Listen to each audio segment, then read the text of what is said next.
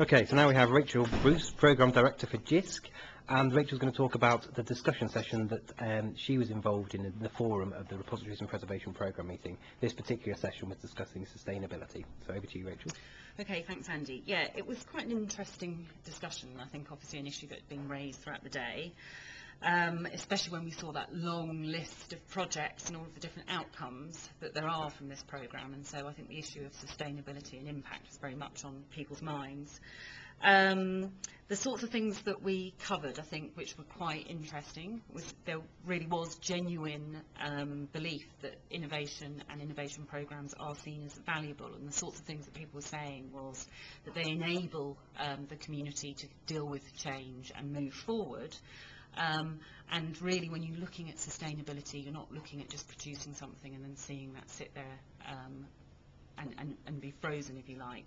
We've got to then deal with continual technical change, and people saw that therefore as an argument really for JISC innovation programmes, and people made comments actually that said that JISC actually deals with those sorts of things perhaps in a better way than other agencies, and that was one of the real values that people saw from a programme level.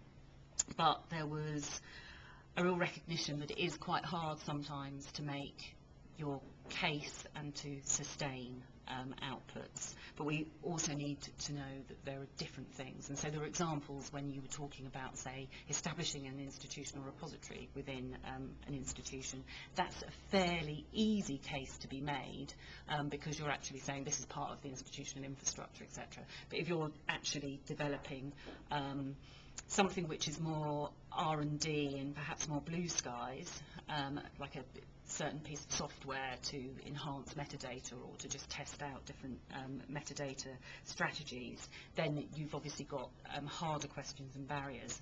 But sometimes we might just have to accept that it's more about the lessons, and what we're sustaining is really about, you know, the lessons and understanding those things more.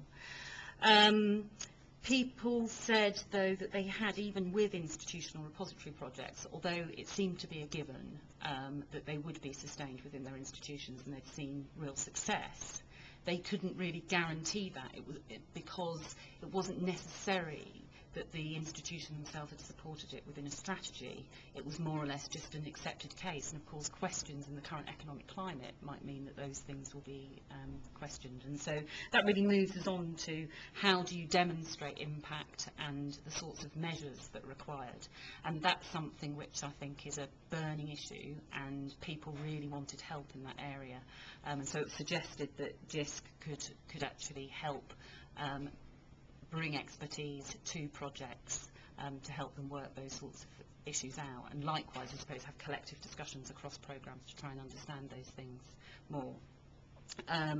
There are issues in terms of recognising that project teams are project teams and they don't necessarily have those skills of marketing and business modelling, and so we need to make sure that they're either supported in that way or, as I say, accept that those are not necessarily some of the values that we actually want to come out of innovation, and it's more about this changing, I suppose, environment and skill set that's required. So other things that they wanted us to do, as well as helping with defining impact and those measures, is more synthesis, so which I think is a very valid point.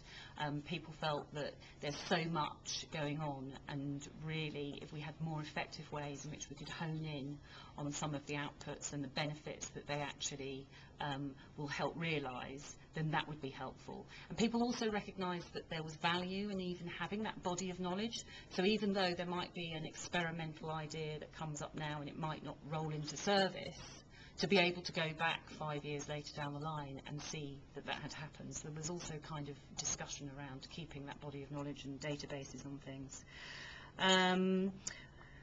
So I suppose, well, but one thing that, more connections, that was an important thing. So connections with software firms, connections with other organisations such as UCISA, so making sure that, you know, that the innovation programmes kind of break out of the JISC environment and that project environment, and are actually, we're able to make those strategic connections with other communities and also other sorts of ways in which things might be sustained. And so the example was stuff like even with the swap application metadata profile, then actually making sure that's part of the software system that's being used and making those connections is important. But we were reminded, we ended with the point, everyone's very positive, but we were reminded that even if there seems to be a community requirement and real backing for something, that really doesn't guarantee sustainability. And the example that was given was OpenOffice, and you know, we look at the changes with Sun being taken over with Oracle, and so we're always subject to market forces.